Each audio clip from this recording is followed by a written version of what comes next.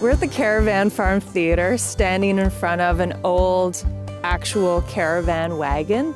And we're right in what we call the downtown of Caravan, which is where all the buildings are. So the office, the cook shack, the bathroom, and the designery where all the costumes are made and the plays are rehearsed.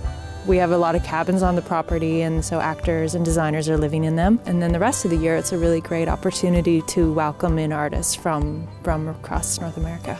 Sometimes it's good just to get away from home and have a different place to work and to write and to create.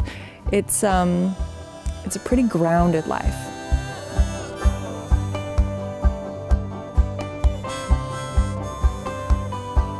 And then just past those trees at the back there's another lower area that's 40 acres of pasture, basically, that we use quite often in the winter show for the sleigh rides as a really great space to be able to run the horses out into.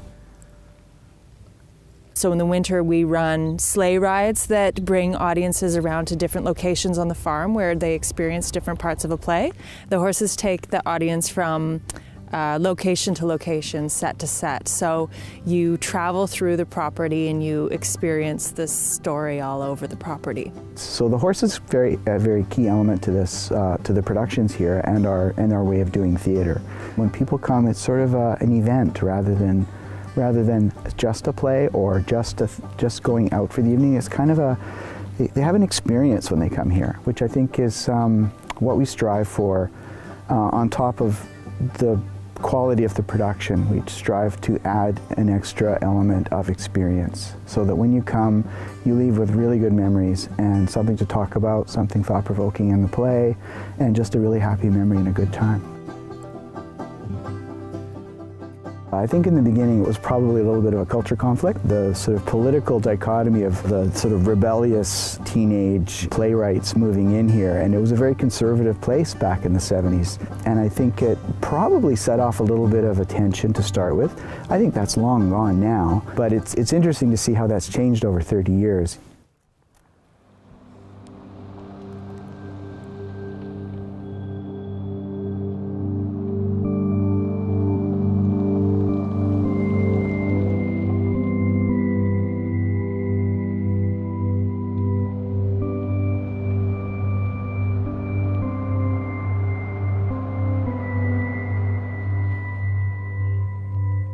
Every artist is always trying to achieve more beautiful, flawless piece to go out into the world, and that's what I'm doing.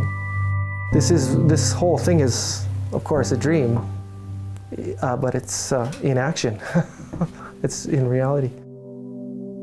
It's not like when I was little I dreamt about building guitars. I dreamt about playing guitars because I was a Beatles nut, and I still am. And so I started, my father was a woodworker, and I started building my own little projects. And I thought one day, geez, I should build guitars. I built a guitar and I put it on eBay. He loved it, raved about it, wrote about it. 2 more people heard about it. They bought one, and so it snowballed from there.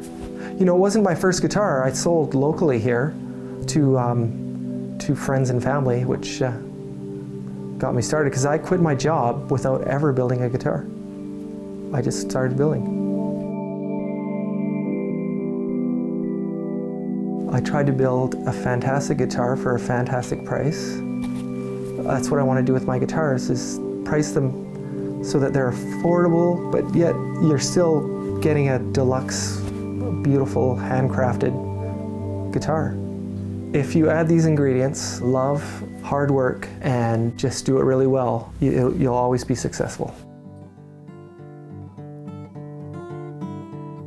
I grabbed my guitar and hitchhiked down to Mississippi, across Canada 3 times with my good friend, and we rock and rolled all over the country. There was many times we slept right downtown under the shrubs where no one saw us.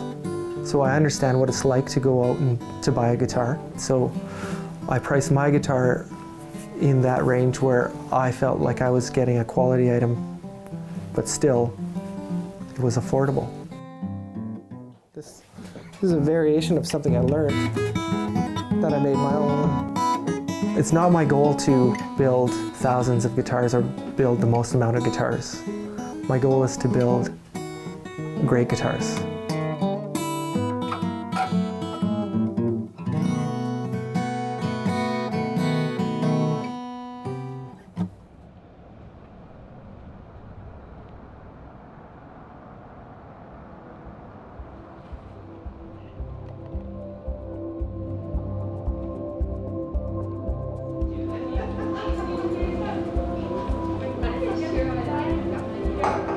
Amazing. You know, I feel like I didn't really realize when I opened up how big of a community Armstrong was. I came into this business so naive, and you know, I kind of saw myself as this young cafe owner, and I would serve coffees and I would do my emails while my customers, like, you know, chatted over treats. And after all the renovations were done and we were about to open up, and it kind of grown and become this bigger, more beautiful, vibrating thing, I realized that wasn't true at all, and that actually I needed a team, and my husband joined me, and that we were gonna have a really intense couple years ahead of us.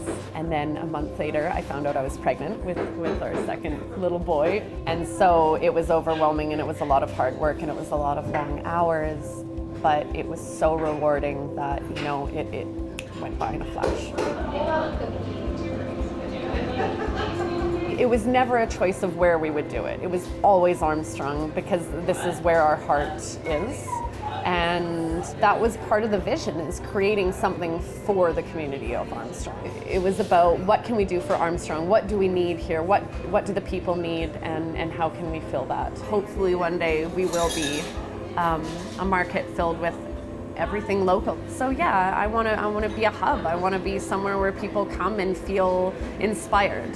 Somewhere young families could come and feel comfortable, the kids could play, the mothers could relax and eat. Somewhere where, you know, I wouldn't think twice to order anything on the menu and feel comfortable feeding it to anyone in my family. Everything's handmade from scratch. Everything's our own recipe. My husband makes all of the soups himself from scratch, and we call him the soup sorcerer. And I come up with all of the other menu items myself, and all of the treats again are kind of, you know, handcrafted with love, and every day it's all about fresh as well.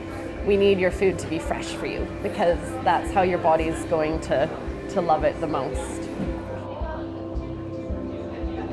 But I have met so many amazing people, and people that, you know, I would never even expect to be around the area. Artists and young farmers, and the Chamber of Commerce is amazing, and we get lots of support from them. And this valley in general is filled with small businesses that are really trying to be self-sustainable, so that we don't have to reach too far away to you know, be totally supplied with everything we need. We do have a beautiful community that are always here, and they support us a lot, which is amazing.